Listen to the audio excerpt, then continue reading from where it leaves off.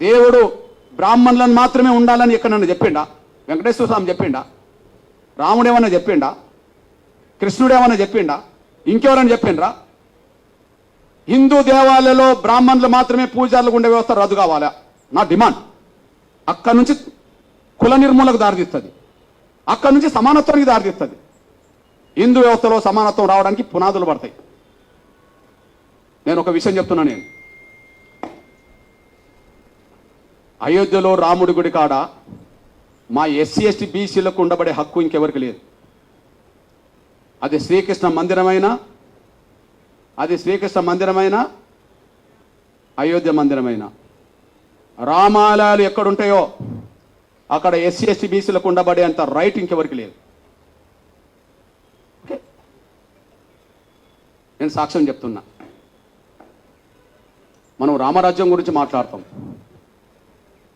రాముడు పరిపాలించినాకనే రామరాజ్యం కదా, పరిపాలించకముందు కాదు కదా. రాముడు ఒక రాజుగా, మనం నమ్ముకున్న వాళ్ళకు విశ్వాసం దేవుడు. ఆయన భౌతికంగా వ్యక్తిగా జీవించాడు కాబట్టి ఒక రాజు, క్షత్రియ కులం, క్షత్రియ వంశం. రాముడు ఏ వంశం? క్షత్రియ వంశం, అంతే కదా. రాముడు ఏ వంశం? క్షత్రియ వంశం. ఓకే, నేనంటున్నా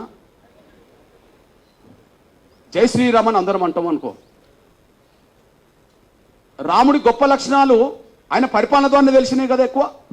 రామరాజ్యం అని ఎందుకు అంటున్నాం? రాముడికి తమ్ముడు ఉన్నాడు భరతుడు, రాముడి కంటే ముందు పరిపాలించిండు కదా.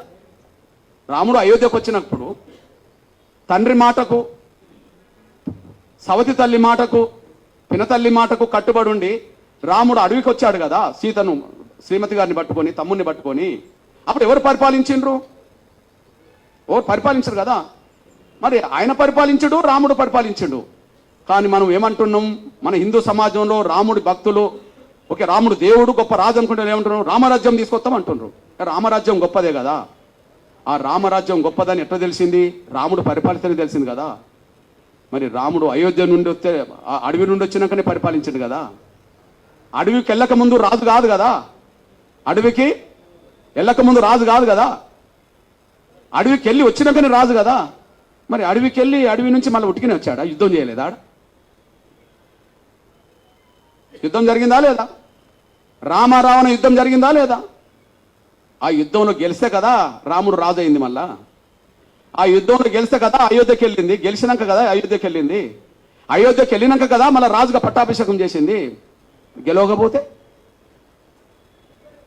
ఓకే, గెలిచిండు. గెలవడానికి యుద్ధం జరిగింది కదా. ఆ యుద్ధం ఎక్కడ జరిగింది? అడవిలో జరిగింది కదా. ప్రధానంగా శ్రీలంకకు దక్షిణాది మధ్యలోనే జరిగింది కదా. మరి ఆయన సైన్యం ఎవరయ్యా? రాముడు సైన్యం ఎవరు?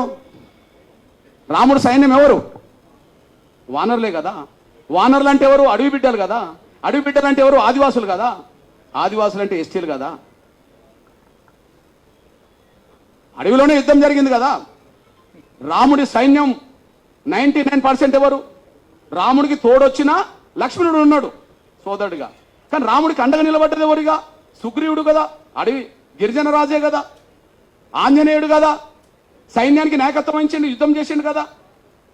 సైన్యానికి నాయకత్వం వహించింది ఎవరు? యుద్ధం చేసింది ఎవరు? ఆంజనేయుడు కదా యుద్ధం చేసింది. ఆంజనేయుడు ఎవరు? మరి ఆదివాసి కదా. సుగ్రీవుడు ఎవరు? ఆదివాసే కదా.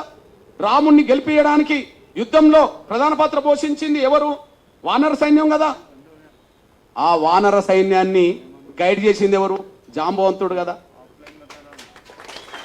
ఆ వానర సైన్యాన్ని గైడ్ చేసింది ఎవరు? జాంబవంతుడు కదా. ఇది ఎక్కడి నుండి తీసుకున్నాం? ఇదంతా వాల్మీకి రామాయణమే కదా.